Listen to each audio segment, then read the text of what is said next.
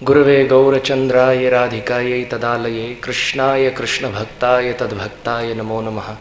श्री कृष्ण चैतन्य प्रभो नित्यानंद श्री अद्वैत गदाधर श्रीवासादि गौरभक्तवृंद। हरे कृष्ण कृष्ण कृष्ण हरे हरे, हरे राम राम राम हरे हरे।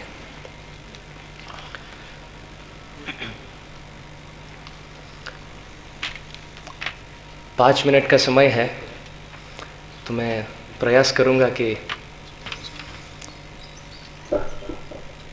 जो श्रील गुरु महाराज के श्रीमुख से सुनने का ये बहुत सुंदर अवसर प्राप्त है, श्रील गुरु महाराज का ही कुछ प्रसादी उच्चिष्ट में प्रस्तुत करूं।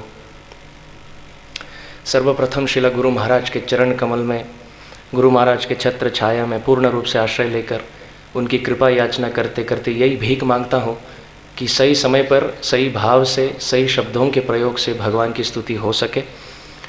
इस शरीर की माता भी उपस्थित है, मेरी माँ को भी पूर्ण रूप से दंडवत देता हूँ।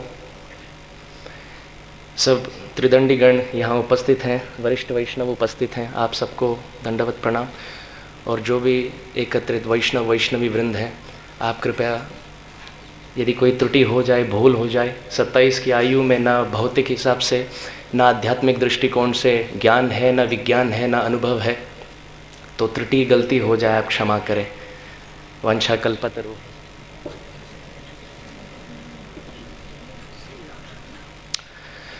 तो शास्त्र में एक बहुत सुंदर श्लोक है। प्रश्न पूछा गया कि वास्तविक अमृत कहाँ पाया जाता है। अबधौ विधौ वधुमुखे फणिनाम निवासे स्वर्गे सुधा वसति वै विबुधा वदन्ति। जब ये प्रश्न पूछा गया कि वास्तव अमृत कहाँ पाया जाता है, तो जो विभूत गण हैं, जो पंडित हैं, ये 5 स्थान का उल्लेख करते हैं। पहला स्थान है अबधौ, सप्तमी विभक्ति का प्रयोग है अबधौ। कहाँ पाया जाता है अमृत? तो पहला पक्ष तो ये कहता है कि महासागर में पाया जाता है अमृत, क्योंकि समुद्र मंथन की प्रसिद्ध लीला में ये प्रसिद्ध कथा हम सुनते हैं, कैसे मोहिनी मूर्ति के असीम अनुकंपा से अमृत का वितरण हुआ। तो अमृत यदि पाया जाए तो अबधौ, महासागर में, ये एक उत्तर हुआ। दूसरा पक्ष कहता है विधौ, अर्थात चंद्रमा में। सोमरस पीने का जो अवसर है ये अमृत समान है, तो शायद ये कह सकते हैं कि अमृत का वास्तविक अस्तित्व या निवास स्थान चंद्रमा हो। ये दूसरा उत्तर। अब तीसरा पक्ष कहता है वधुमुखे, अमृत का वास्तविक निवास स्थान तो वधुमुख अर्थात एक सुंदर स्त्री के श्रीमुख में है। मैं ये नहीं कह रहा हूँ कि ये सब वास्तविक उत्तर हैं, अलग अलग पक्ष के हिसाब से उत्तर दे रहे हैं। कई ब्रह्मचारी आँख फाड़ कर मुझे देख रहे हैं, प्रभु क्या बोल रहे हैं आप तो ये अलग अलग पक्ष का मत है, बस ये धारणाएं हैं। तो अबधौ पहला पक्ष, विधौ दूसरा पक्ष, दूसरा उत्तर, वधुमुखे तीसरा उत्तर। अब चौथा उत्तर यह है कि फणिनाम निवास से, सर्पलोक के जो निवासी हैं ये वास्तविक अधिकार रखते हैं अमृत पान करने का, क्योंकि महाभारत में ये प्रसिद्ध कथा है कि कैसे भीमसेन जब सर्पलोक पहुंच गए तो उनको अमृत के मटके से उनका स्वागत किया गया। 10-10 मटके पी लिए और 10,000 हाथी का बल से विभूषित हुए। तो शायद ये हो सकता है कि सर्पलोक में अमृत पाया जाए, परंतु पांचवा और आखिरी पक्ष तो ये कहता है नहीं, स्वर्गे वास्तविक अमृत यदि पाया जाए तो वो स्वर्ग में है। क्योंकि अमरकोश शब्दकोश के हिसाब से पर्यायवाची शब्द या समानार्थी शब्द देवताओं के लिए अमरा, निर्जरा, देवा, स्त्रीधशा, विबुधा, सुरा। अमर ये एक शब्द है देवताओं के लिए, तो स्वर्ग में शायद पाया जाए। तो पहला उत्तर कौन सा था? अमृत कहाँ पाया जाता है? महासागर में। दूसरा उत्तर चंद्रमा में। तीसरा उत्तर वधुमुख है। चौथा फणिनाम निवासे और पांचवा स्वर्ग। तो श्लोक कुछ ऐसा है, अबधौ विधौ वधुमुखे फणिनाम निवासे स्वर्गे सुधा वसति वै विबुधा वदंती। विबुधा, पंडित लोग कहते हैं कि ये 5 स्थान है, वास स्थान, परंतु त्रुटि है इसमें। क्षारम क्षयम पतिमृतम गरलम पतंतम। समुद्र में अमृत नहीं है। क्यों? क्योंकि यदि अमृत समुद्र में होता तो पानी इतना खारा क्यों निकलता? पानी तो अमृत समान होना चाहिए। क्षारम। चंद्रमा में अमृत नहीं है। क्यों? क्षयम। पूर्णिमा से अमावस्या की स्थिति देखी जाती है। यदि वहां अमृत होता तो प्रति रात पूर्णिमा की रात हो। वर्धन और घटन इसलिए होता है क्योंकि वहां अमृत नहीं है।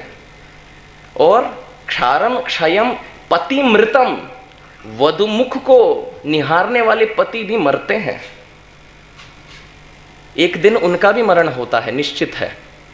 तो यदि स्त्री मुख में अमृत होता तो उनको देखने वाले, दर्शन करने वाले पति अमर हो जाते, पर पति मृतम। चौथा उत्तर तो यह था कि सर्पलोक में वास हो, परंतु गरलम, यदि वहां अमृत हो तो सर्प के कंठ में विष क्यों पाया जाता है? तो वहां भी नहीं है। और स्वर्ग में यदि अमृत होता तो आ ब्रह्म भुवनालोक पुनरावर्तिनोर्जुना, वहां से पतन क्यों होता? तो ना महासागर में है, ना चंद्रमा में है, न वधुमुख में है, न सर्पलोक में है, न स्वर्ग में है। तो है कहां? अब्धौ विधौ वधुमुखे फणिनाम निवासे स्वर्गे सुधा वसति वै विबुधा वदन्ति क्षारम क्षयम पतिमृतम गरलम पतंतम कंठे सुधा वसति वै भगवज्जनानाम।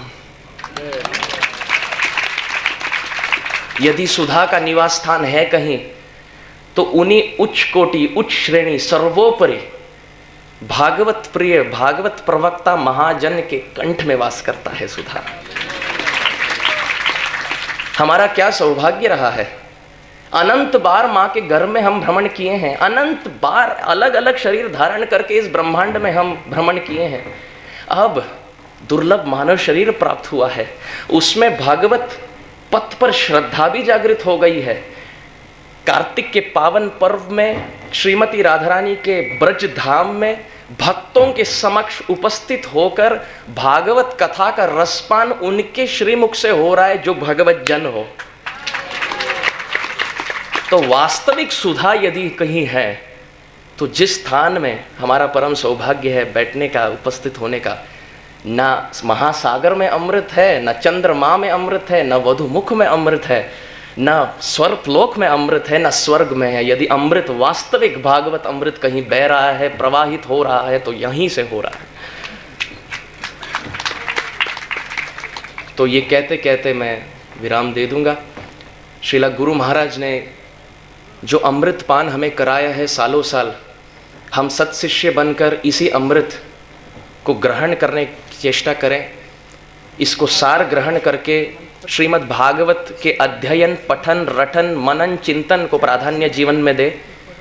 नाम जप और श्रीला कृष्ण के श्री विग्रह को बारंबार प्रणाम करने की चेष्टा करें और श्रीला प्रभुपाद जी को हमारे जीवन में प्राधान्य दे। यही श्रीला गुरु महाराज के उपदेशों का सार है। यही कहते कहते मैं अल्प विराम दूंगा। वांछा शांति शांति शांति।